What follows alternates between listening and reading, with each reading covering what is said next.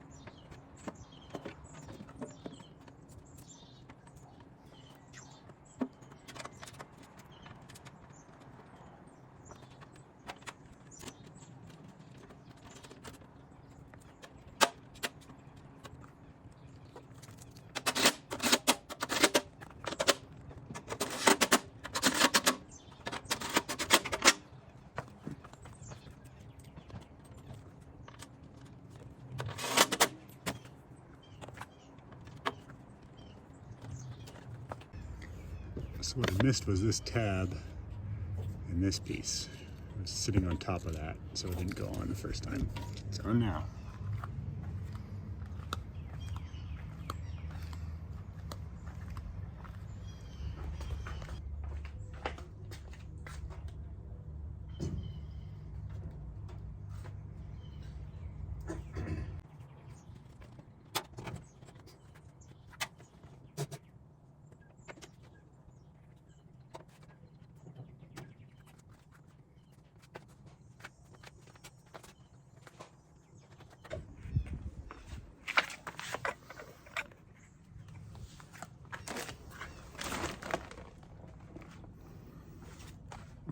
Hose connection there.